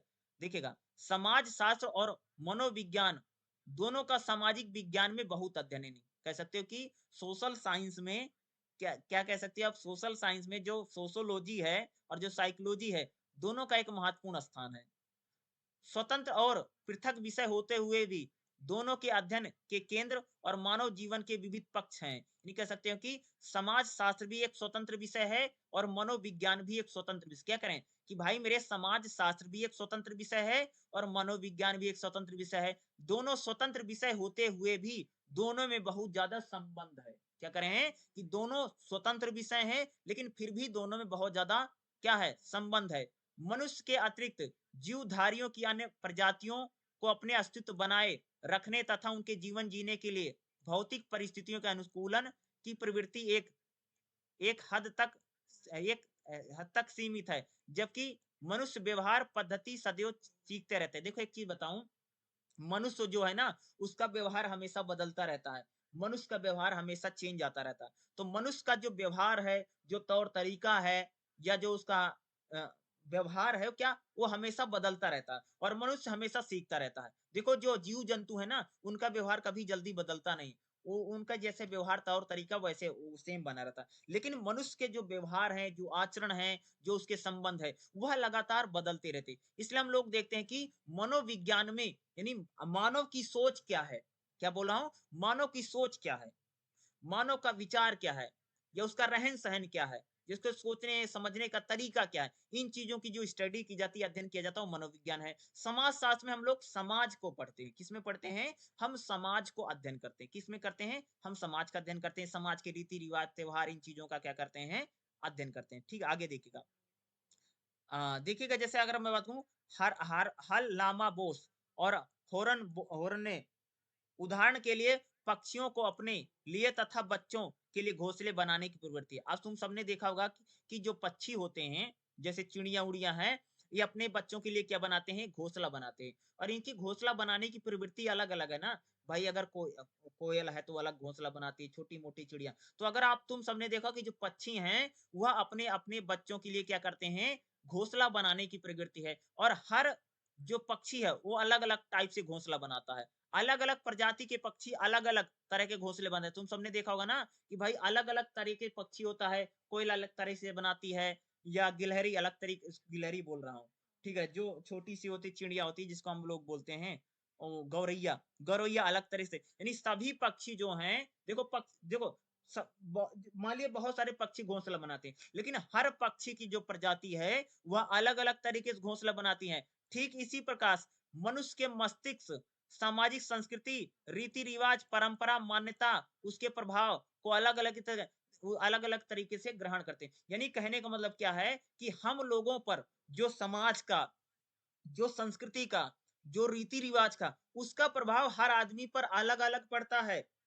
क्या बोल रहा हूँ भाई मेरे, मैं ये कह रहा हूं कि हमारे जो त्योहार हैं, जो रीति रिवाज हैं, जो परंपरा है, हर आदमी पर उसका क्या है, अलग अलग तरीके से क्या पड़ता है, प्रभाव पड़ता है। मनुष्य सभ्यता की प्रक्रिया द्वारा ऐसी व्यवहार पद्धति सीखते हैं जहां उनके आसपास के वातावरण के साथ सामंजस्य स्थापित करने में सहयोग देती। यानी कह सकते हैं कि मनुष्य, यानी जैसे मान लो हमने समाज शास्त्र में पढ़ा कि भाई मेरे समाज शास्त्र में समाज में क्या रीति रिवाज हैं, क्या परंपराएं हैं, इन चीजों का अध्ययन होता है। तो कह सकते हैं कि मानव विज्ञान ये बताता कि हर आदमी पर परंपराओं का, रीति रिवाज का, हमारे समाज का क्या प्रभाव पड़ता है, कौन बताता है, मानव विज्ञान बताता है। भाई हर आदमी पर समाज का जो प्रभाव होगा वह अलग अलग प्रकार से पड़ेगा। जैसे मान लो एक ही गांव है, एक ही गांव में अगर आप देखोगे तो वहां के जो लोग होंगे उनका अलग अलग सोचने का तरीका होगा, अलग अलग समझने का तरीका होगा, अलग अलग व्यवहार करने का तरीका है। यानी एक ही गांव में एक ही सभ्यता है, एक ही संस्कृति है, एक ही रीति रिवाज है, फिर भी लोगों के सोचने समझने का या बात करने का या उनके व्यवहार करने का जो तरीका होगा वह हमें अलग अलग प्रकार से दिखाई देता है। तो ये जो हम एक ही समाज में अलग अलग अलग लोग हमें मिलते हैं, कोई कुछ सोचता है, कोई कुछ सोचता है, ये हमें कौन बताता है? ये हमें मानव विज्ञान सिखाता है, हम लोग उसको कैसे पढ़ेंगे। ठीक है, देखिएगा, समाज शास्त्र की विश्लेषण की आधारभूत इकाई सामाजिक प्रणाली है। जैसे समाज शास्त्र में हम किसका अध्ययन करते हैं? हम परिवार के बारे में पढ़ते हैं, सामाजिक समूह के बारे में पढ़ते हैं, समुदाय के बारे में देखते हैं, संस्कृति, यानी समाज शास्त्र में हम लोग किसकी स्टडी करते हैं? फैमिली यानी परिवार की, सामाजिक समूहों की, अब अलग अलग समुदायों की, कल्चर के यानी संस्कृति का अध्ययन होता है। मानव विज्ञान में हम क्या करते हैं? मनुष्य के मन का अध्ययन करते हैं। मानव विज्ञान में हम लोग क्या करते हैं? मनुष्य का मन क्या है, यानी मनोविज्ञान में हम लोग क्या करते हैं? जो मनुष्य का मन है उसका अध्ययन किया जाता है। मनुष्य के मन का अध्ययन किया मनोविज्ञान में। अगर आप देखोगे तो मानव विज्ञान में मानव की सोच का, उसके व्यवहार का, उसकी भावनाओं का, उसकी धारणाओं का, यानी मानव जीवन के खास सामाजिक परिवेश का अध्ययन होता है। अगर आप देखोगे तो समाज शास्त्र में परिवार का अध्ययन होता है, सामाजिक समूह का अध्ययन होता है, समुदाय का अध्ययन होता है, संस्कृति का अध्ययन होता है। उसी प्रकार से मनोविज्ञान में मानव के मन का, उसके साथ साथ मनुष्य की सोच का, उसके व्यवहार का, उसकी भावनाओं का, उसकी धारणाओं का और जीवन मूल्यों का क्या होता है? इसका अध्ययन किया जाता है। ठीक है, जबकि समाज शास्त्र सामाजिक परिवेश, सामाजिक संस्था जैसे परिवार, समुदाय का अध्ययन करता है। तो अगर आप देखोगे जो मानव विज्ञान जो मनोविज्ञान है वह मनुष्य की सोच कैसे है, उसके मन में क्या है, उसकी भावना क्या है, उसका व्यवहार का, इसका अध्ययन करता है। बल्कि जो समाज शास्त्र है परिवार का, समुदाय का, परिवेश का, इसका अध्ययन करता है। मानव विज्ञान के अध्ययन के केंद्र में व्यक्ति है। मानव विज्ञान जो सॉरी भाई, देखिएगा, जो मानव विज्ञान है वह व्यक्ति को केंद्र में रख करके अध्ययन करता है। क्या बोलोगे? जो मानव विज्ञान जो मनोविज्ञान है, जो मनोविज्ञान है वो व्यक्ति को केंद्र में रख करके अध्ययन करता है। और जबकि जो अगर आप देखोगे व्यक्ति की, यानी व्यक्ति और व्यक्ति की रुचि क्या है, व्यक्ति के अंदर क्या भावना है, व्यक्ति की प्रवृत्ति क्या है, व्यक्ति की सोच क्या है, उसकी क्षमता क्या है, इसका अध्ययन करता है। यानी मानव मनोविज्ञान क्या करता है?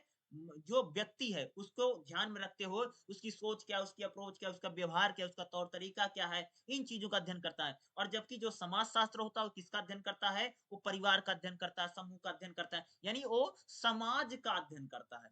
ठीक है, अब हम लोग देखेंगे अगला हमारा क्या रहेगा, देखिएगा, सामाजिक मनोविज्ञान, ऐतिहासिक विकास, यानी जो सामाजिक मनोविज्ञान है इसका ऐतिहासिक विकास कैसे हुआ है। किसका? सामाजिक मनोविज्ञान का। तो सबसे पहले हम लोग देखेंगे, इसमें कुछ पॉइंट है। तो सबसे पहले हम लोग क्या देखेंगे? सामाजिक विज्ञान की परिभाषा। क्या देखेंगे? सोशल साइंस इसको हम लोग बोलते हैं, सोशल साइंस का ही सारे पार्ट हैं। यानी सामाजिक विज्ञान की परिभाषा क्या, देखिएगा, व्यक्तित्व और सामाजिक संदर्भ में सदैव अंतर संबंध रहा। यानी अगर आप देखोगे व्यक्तिगत और समाज में, जैसे हम लोग हैं, आदमी में और समाज में बड़ा फर्क है। अगर आप देखोगे व्यक्तिगत और सामाजिक संदर्भ हमेशा अलग अंतर संबंध है। यानी व्यक्ति का और समाज में बहुत ज्यादा रिलेशन भी तो है, संबंध भी है, दोनों एक दूसरे से प्रभावित होते हैं। अगर मैं बात करूं ना, व्यक्ति से समाज प्रभावित होता है और समाज से व्यक्ति प्रभावित होता है। देखो एक चीज बताऊं, तुम्हारा प्रभाव समाज पर पड़ेगा और समाज का प्रभाव तुम पर पड़ेगा। जैसे मान लो तुम एक गांव में रहते हो, क्या मैंने बोला? आप एक गांव में रहते हैं तो आपका जो स्वभाव है, जो नेचर है, उसका प्रभाव आपके गांव पर पड़ेगा। लेकिन गांव के लोग कैसे हैं, उन लोगों का भी प्रभाव क्या होगा? आप पर पड़ेगा। ठीक है, मानवीय सामाजिक व्यवहार की प्रकृति तथा उसके कारण बीच अंतर संबंध के अध्ययन को सामाजिक मनोविज्ञान कहा जाता है। क्या करें? मानवीय सामाजिक व्यवहार की प्रकृति, सामाजिक विज्ञान की परिभाषा क्या है? मानवीय सामाजिक व्यवहार की प्रकृति तथा उसके कारण बीच अंतर संबंध के अध्ययनों को सामाजिक मनोविज्ञान, यानी कह रहे हैं कि मानवीय जो व्यवहार है, यानी मनुष्यों का जो व्यवहार है उनके बीच का जो अध्ययन है उसी को हम लोग क्या बोलते हैं? सामाजिक मनोविज्ञान कहा जाता है। देखिएगा, सामाजिक मनोविज्ञान की परिभाषा देते समय व्यक्ति के वास्तविक, काल्पनिक और दूसरे प्रभावों के उत्पत्ति, विचार, भाव तथा व्यवहारों के विशेष रूप से जोर देता है। जैसे अगर आप लोग देखोगे, सामाजिक मनोविज्ञान एक ऐसा मनोविज्ञान है जो व्यक्ति के मन पर पड़े सामाजिक प्रभाव को गहराई तक बताता है। क्या कहोगे? मनोविज्ञान ऐसा सब्जेक्ट है जो व्यक्ति के मन पर कैसे प्रभाव पड़ते हैं। मनोविज्ञान हमें ये बताता है कि व्यक्ति के मन पर समाज का क्या प्रभाव पड़ता है। क्या बोलोगे? व्यक्ति के मन पर, उसके मस्तिष्क पर, उसकी सोच पर समाज का क्या प्रभाव पड़ता है, यह मनोविज्ञान बताता है। क्या बोला मेरे? व्यक्ति की जो सोच है, जो थिंकिंग अप्रोच है, उसका समाज के लोगों का क्या प्रभाव पड़ता है, वह मनोविज्ञान बताता है। यानी कह सकते हो कि सामाजिक मनोविज्ञान कह सकते हो, यह एक वैज्ञानिक क्षेत्र है जहां मनुष्य के व्यवहारों का, प्रकृति का, उसके कारणों को समझाने का प्रयास किया। मनोविज्ञान में क्या होता है कि मनुष्य का व्यवहार कैसा है, क्यों है ऐसा व्यवहार, उसको समझने के लिए हम लोग क्या करते हैं, मनोविज्ञान का सहारा लेते हैं। मनोविज्ञान में अगर आप देखोगे तो मनुष्य की प्रकृति क्या, उसका स्वभाव क्या, उसका नेचर क्यों, उसकी ऐसी सोच क्यों, उसका ऐसा तरीका क्यों है, इसका अध्ययन किसमें होता है, सामाजिक मनोविज्ञान में किया जाता है। किसमें किया जाता है? सामाजिक मनोविज्ञान में किया जाता है। ठीक है। अगला देखिएगा, नेक्स्ट हमारा क्या है, समाज शास्त्र और मानव विज्ञान का सामाजिक मनोविज्ञान के साथ अंतर विषयक संबंध है। यानी अगर आप देखो, समाज शास्त्र हो या मनोविज्ञान हो, सामाजिक मनोविज्ञान के साथ क्या इनका संबंध है, देखिएगा। सुप्रसिद्ध मनोविज्ञानी अलापोर्ट के अनुसार सामाजिक मनोविज्ञान से जुड़े समाज शास्त्र तथा मनोविज्ञान दोनों में गहराई फैली हुई। नहीं, क्या करें, जो सामाजिक मनोविज्ञान है और जो समाज शास्त्र है, दोनों में बहुत ज्यादा गहराई है। मनोविज्ञान के विचारक कुकन, फाइन, हाउस, ठीक है, का विचार है कि समाज शास्त्र तथा मनोविज्ञान दोनों के विश्लेषण और संश्लेषण का एक बहुत बड़ा भाग सामाजिक मनोविज्ञान के अंतर्गत है। यानी कहते हैं कि जो समाज शास्त्र है, जो मनोविज्ञान है, यह एक प्रकार से अगर आप देखोगे सामाजिक मनोविज्ञान से जुड़े हैं। क्या करें, जो समाज शास्त्र है और जो मनोविज्ञान है, ये दोनों ही क्या है, सामाजिक मनोविज्ञान से जुड़े हुए हैं। यानी समाज शास्त्र और मनोविज्ञान मिलकर के बनाते हैं सामाजिक मनोविज्ञान। ठीक है, इसलिए बोल रहे हैं।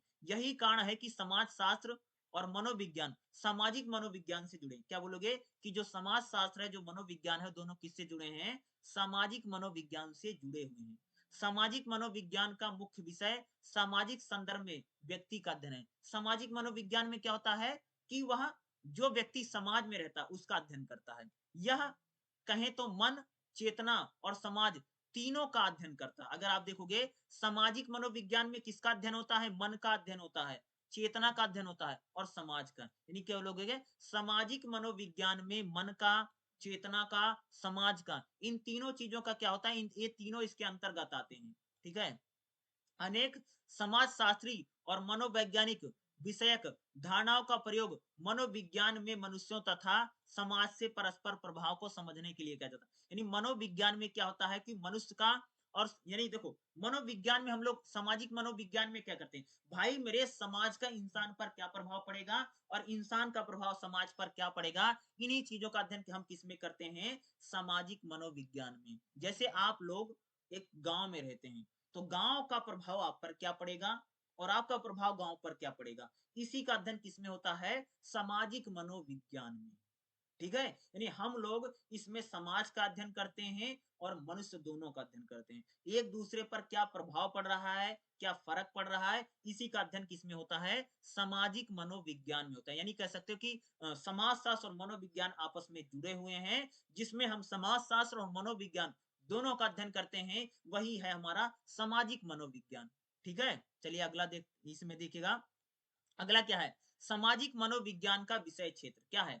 ये जो सामाजिक मनोविज्ञान है, इसका विषय क्षेत्र क्या, देखिएगा।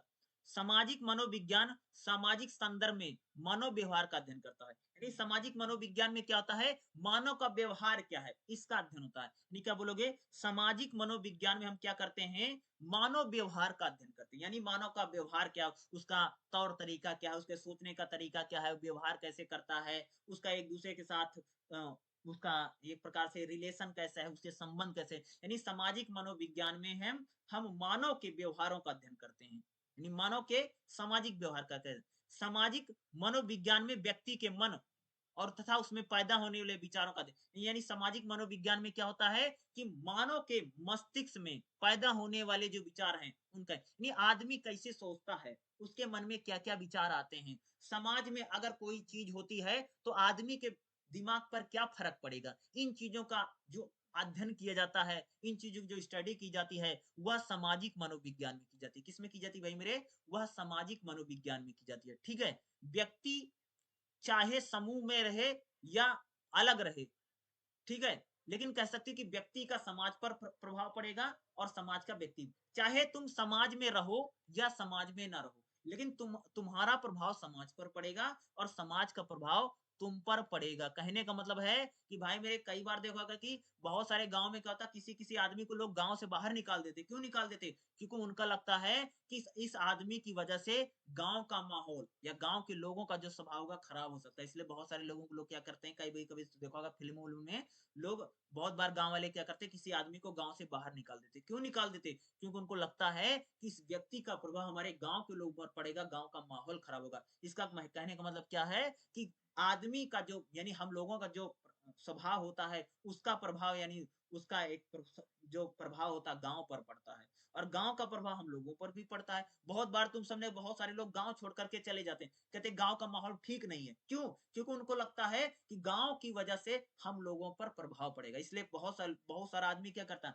गाँव ही छोड़ के चले कि भाई मेरे गाँव का माहौल है खराब है, इसलिए शहर में जाकर के रहने लगे। इसका मतलब क्या है कि हम लोगों का जो स्वभाव है, उसका प्रभाव गाँव पर पड़ेगा। गाँव क इसलिए बताता हूँ ताकि आप समझ सकें, गाँव शहर कुछ भी मान लो आप समाज माना करो। मैं गाँव इसलिए बताता हूँ ताकि आप समझ सको। ठीक है? कहने का मतलब समाज का जो प्रभाव होगा हम पर पड़ेगा और हमारा प्रभाव किस पर पड़ता है?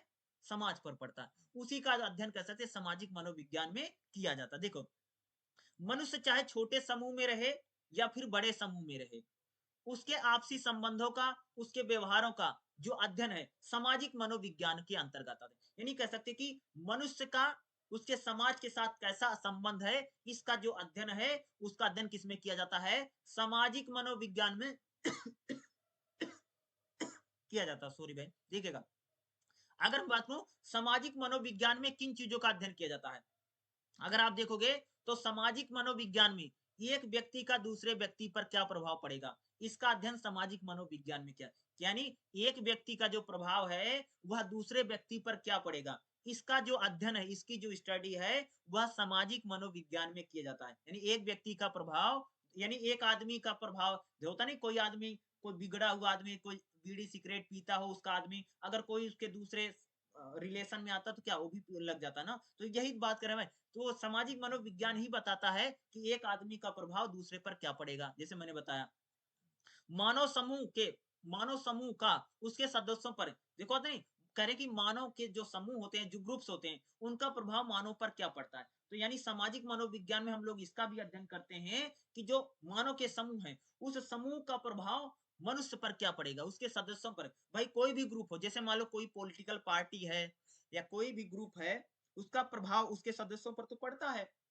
लोग वैसे सोच रहे हैं जैसे मान लो तुम भीम आर्मी में हो या हिंदू विश्व हिंदू परिषद में हो या आरएसएस में शामिल हो गए या कांग्रेस में हो बीजेपी में हो, भाई कांग्रेस पार्टी में जो आदमी है उसका प्रभाव कांग्रेस का प्रभाव उस आदमी पर पड़ेगा पड़ेगा। अगर कोई बीजेपी में उस पर, तो कहने का मतलब है कि हम मानव के जो समूह होते हैं उनका प्रभाव उसके सदस्यों पर पड़ता है और इसका अध्ययन किसमें होता है, वह सामाजिक मनोविज्ञान में किया जाता है। व्यक्तियों का प्रभाव उनके समूह पर पड़ता है। सिंपल सी बात है कि व्यक्तियों का जो प्रभाव है उनके समूह पर पड़ता ही पड़ता है। यानी आपका जो स्वभाव होगा, आपका कोई ग्रुप होगा, उस पर पड़ेगा ही पड़ेगा। ठीक है? सिंपल सी बात है। यानी व्यक्ति यानी हम लोगों का जो जैसा स्वभाव होता है, हम लोगों का जैसा चाल-चलन होता है, जैसी सारी चीज़ें होती हैं, उसका जो एक प्रकार से अगर आप देखेंगे, तो उसका जो पूरा प्रभाव किस पर पड़ता है, वह व्यक्तियों पर पड़ता ही पड़ता है। अगला देखिएगा, एक व्यक्ति समूह का दूसरे व्यक्ति समूह पर प्रभाव पड़ता है। अगर देखोगे, एक व्यक्ति का एक व्यक्ति समूह का जो प्रभाव है वह दूसरे व्यक्ति समूह पर भी पड़ता है। कहने का मतलब क्या है, जैसे मान लो कि एक व्यक्ति का समूह है, उसका जो प्रभाव है दूसरे समूहों पर भी पड़ेगा। जैसे मान लो कि मैं आपको बताऊं, जैसे एक पार्टी है बीजेपी, तो बीजेपी का प्रभाव कांग्रेस पर पड़ेगा, कांग्रेस का प्रभाव बीजेपी पर पड़ेगा। समझाने के लिए बता रहा हूं, यानी एक समूह का प्रभाव दूसरे समूह पर भी पड़ता है। इसका भी अध्ययन हम लोग किस में करते हैं, सामाजिक मनोविज्ञान में करते हैं। इसका अध्ययन हम लोग किस में करते हैं, सामाजिक मनोविज्ञान में करते हैं। ठीक है, अगला देखिएगा, सामाजिक परिवेश तथा व्यक्ति दोनों एक दूसरे पर अपना प्रभाव डालते हैं। यानी हमारा समाज कैसा है और हम कैसे हैं, हम दोनों का प्रभाव एक दूसरे पर पड़ेगा। यानी हमारा समाज कैसे है उसका प्रभाव मेरे ऊपर पड़ेगा, और मैं कैसा हूं, मेरा नेचर कैसा है, मेरा स्वभाव कैसा है, इसका प्रभाव भी किस पर पड़ेगा, मेरे पर पड़ेगा। यानी समाज का प्रभाव हम मेरे पर पड़ेगा, यानी यानी व्यक्ति का प्रभाव समाज पर पड़ता है, और समाज का प्रभाव भी किस पर पड़ता है, व्यक्ति पर पड़ता है। अतः कहा जा सकता है कि सामाजिक मनोविज्ञान सामाजिक और मनोविज्ञान के क्षेत्र में समग्रता के साथ व्याख्या करने का प्रयास है। सिंपल, ये सामाजिक मनोविज्ञान क्या करता है कि वो एक प्रकार से समाज का और मनोविज्ञान दोनों की क्या करता है, व्याख्या करता है। यानी सामाजिक मनोविज्ञान कह सकते हो, वह समाज शास्त्र का और मनोविज्ञान का दोनों की क्या करता है, व्याख्या करता है, दोनों को बताने का क्या करता है, प्रयास करता है। देखोगे हमारे जो मानव जीवन है, मानव जीवन की 3 अवस्था होती है ना, जैसे बचपन होता है, किशोर अवस्था होती है, युवा अवस्था होती है, अधेड़ अवस्था होती है, वृद्धा। देखो हम लोगों की लाइफ 3-4 प्रकार से, जैसे बचपन होता है भाई मेरे, किशोरावस्था होती है, युवा अवस्था होती है, अधेड़ उम्र है, वृद्धापन है। हर अवस्था में, हर अवस्था पर सामाजिक मान्यताएं, मूल्य, धार्मिक विश्वास, इसका प्रभाव लोगों पर अगर, जैसे तुम छोटे बच्चे हो तो गांव, यानी एक प्रकार से अगर तुम बचपन में हो, छोटे बच्चे हो, तो जो समाज का जो प्रभाव है तुम पर अलग प्रकार से पड़ेगा। अगर मान लो तुम किशोर हो गए, थोड़ा बड़े हो गए, 18-19 साल के हो गए, 15-16 साल के हो गए, तो समाज का प्रभाव तुम पर अलग प्रकार से पड़ेगा। अगर तुम जवान हो गए, किशोर अवस्था में आ गए हो, तो समाज का प्रभाव तुम पर अलग प्रकार से पड़ेगा। अगर तुम अधेड़ा अवस्था में, यानी 35-40-50 साल के हो गए, तो तुम पर प्रभाव समाज का अलग प्रकार से पड़ेगा। अगर आप बूढ़े हो गए, 70-80 साल के हो गए, तो समाज का प्रभाव क्या होगा, आप पर अलग प्रकार से। यानी हम जिस उम्र में होते हैं, जिस उम्र की दहलीज पर होते हैं, समाज का जो प्रभाव होगा हर समय अलग अलग पड़ता है, एक जैसा नहीं पड़ता है। हर समय क्या होता है, अलग अलग पड़ता है। इसलिए सामाजिक मनोविज्ञान यही अध्ययन करता है कि व्यक्ति पर समाज का प्रभाव कैसा पड़ रहा है, या समाज या व्यक्ति का प्रभाव समाज पर कैसा पड़ रहा है। इसका जो अध्ययन हम लोग किसमें करते हैं, सामाजिक मनोविज्ञान में करते हैं। ठीक है, देखिएगा विभिन्न समाजों में बच्चों के पालन पोषण के तरीके अलग हैं। भाई हर जगह बच्चे को जो पाला जाता है, पोसा जाता है, उसका क्या है, तरीका अलग अलग होता है ना। इसका प्रभाव उसके व्यक्तियों पर पड़ता है। जैसे मान लो तुम्हारा पालन पोषण कैसे हुआ है, तुम पर उसका फर्क पड़ेगा। ठीक है, परिवार की स्थिति कैसे है, परिवार का संबंध कैसे है, या परिवार के लोग कैसे हैं। जैसे मान लो आपकी फैमिली कैसे है, आपके मम्मी पापा कैसे हैं, आपके दादा दादी कैसे हैं, आपके घर का माहौल कैसे है, इसका प्रभाव आप पर पड़ेगा ही पड़ेगा। और आपका नेचर कैसा है, आपका स्वभाव कैसा है, इसका प्रभाव भी आपके घर वालों पर पड़ेगा। तो कहने का मतलब है, इन चीजों का जो अध्ययन होता है, इन चीजों की जो स्टडी होती है, वो किसमें की जाती है, सामाजिक मनोविज्ञान में की जाती है। यानी हमारा स्वभाव समाज पर क्या पड़ेगा, और समाज का प्रभाव हम पर क्या पड़ेगा, इसका जो स्टडी है वो यानी पढ़ाई जो अध्ययन होता है वो किसमें की जाती है, सामाजिक मनोविज्ञान में किया जाता है। तो ये चैप्टर नंबर 3 था। इसमें जो इंपॉर्टेंट थे खास तौर से मैंने आपको बता दिए। 3.5 में अगर आप देखोगे, समाज शास्त्रीय उपकरण क्या है, ये समाज शास्त्रीय संकल्पना क्या है, या संस्कृति क्या होती है। संस्कृति आगे भी आपको आएगी, संस्कृति थोड़ा इंपॉर्टेंट हो सकती है, इसको जरूर देख लीजिएगा। संस्कृति वैसे आगे चैप्टर आएगा, तो उसमें संस्कृति क्या है, यानी जो हमारे मूल्य होते हैं, भाषा होती है, प्रतीक होते हैं, विश्वास होते हैं, इसी को तो हम लोग संस्कृति बोलते हैं, कल्चर बोलते हैं। जो हमारा रहन सहन है, जो हमारा रीति रिवाज है, जो हमारी मान्यता है, इसी को हम लोग क्या बोलते हैं, संस्कृति बोलते हैं। जो हमारी पूजा पद्धति है, जो शादी के तौर तरीके हैं, शादी हमारे शादियां कैसी होती है, हमारे यहाँ पर पूजा पाठ कैसे होता है, हम लोग त्योहार कैसे मनाते हैं, हमारी भाषा क्या, हमारे विश्वास क्या, हमारे मूल्य क्या, हमारा रहन सहन कैसा है, हमारा खान पान क्या है, इसी को हम लोग क्या बोलते हैं, संस्कृति कहते हैं। ठीक है, समाजीकरण क्या है, जैसे ये बाय है 3.6 में, तुम ये इतना ज्यादा इंपॉर्टेंट है नहीं आपसे पूछा जा सके। बाकी समाज शास्त्रीय सामाजिक मनोविज्ञान का परिप्रेक्ष्य क्या है, तो सांस्कृतिक आदान प्रदान। तो समाज में होता नहीं भाई, एक संस्कृति का दूसरे संस्कृति पर प्रभाव पड़ता है ना। जैसे मान लो कि आप देख रहे हो ना, बहुत सारा जो अमेरिका और दूसरे देश का जैसा कल्चर है, उसका प्रभाव हमारे देश पर पड़ रहा है ना, पड़ ही रहा है ना। तो क्या होता है, संस्कृतियों का भी आदान-प्रदान होता है। एक संस्कृति, एक कल्चर का प्रभाव दूसरे कल्चर पर तो पड़ता ही पड़ता है। ये चीज़ें यहाँ पर कही जा रही हैं। बाकी तो ये ज़्यादा इम्पोर्टेंट नहीं है, बाकी इनको एक बार ज़रूर देख लीजिए। बाकी जितना इम्पोर्टेंट था वो मैंने आपको ज़रूर बता दिया, जो आपके एग्ज़ाम में आ सकता है। तो यहाँ पर आप देखेंगे 3.10 में क्या गया, ये सारांश आ गया है। तो इस वीडियो में मैंने आपको दूसरा चैप्टर और तीसरा चैप्टर, मैंने आपको दोनों चैप्टर पढ़ा दिए हैं। बल्कि आगे के जो चैप्टर हैं अगर आप देखेंगे, चौथा, 5वां और छठा, ये 3 चैप्टर मैं एक साथ ही पढ़ाऊँगा। क्या बोल रहा हूँ? यानी चौथा, 5वां, छठा, ये तीनों चैप्टर मैं एक साथ पढ़ाऊँगा। अगली क्लास आपके लिए बहुत इम्पोर्टेंट होने वाली है और क्लास को लगातार देखते रहिएगा। और आगे इससे पहले भी मैंने चैप्टर्स पढ़ा रखे हैं, आप जाकर के चैनल पर वीडियोज़ को ज़रूर देख सकते हैं। मैंने वीडियोज़ बना रखी हैं, अगर आप देखेंगे, ठीक है? ये देखो पहला चैप्टर मैंने पढ़ा रखा है, इसको जाकर के अगर आप चैनल पर जाओगे तो इसको ज़रूर देख लीजिएगा, ठीक है? ये आपको मिल जाएगा, अभी खुल रहा है, मैं दिखा रहा हूँ। अगर आप चैनल पर जाओगे, इस चैनल पर जाइएगा और चैनल पर जाने के बाद प्लेलिस्ट में जाओ, वहाँ पर BSOC 131 की सारी वीडियो देख लो, सारी वीडियो आपको मिल जाएगी और सारा चैप्टर मैं पढ़ा दूँगा, जहाँ से जाकर के आप पूरा क्लास को देख सकते हैं। अगर आपका कोई सवाल है, तो आप मेरे से ज़रूर पूछ सकते हैं। अगर आप कुछ भी पूछना चाहते हैं, तो मेरे को बताइए, मैं आपको बता दूँगा। थैंक यू, अगली क्लास बहुत जल्द होगी और उसको भी ज़रूर देखिएगा, ठीक है? और बाकी जो पढ़ा रखा है, उसको जाकर के देख लो, ठीक है?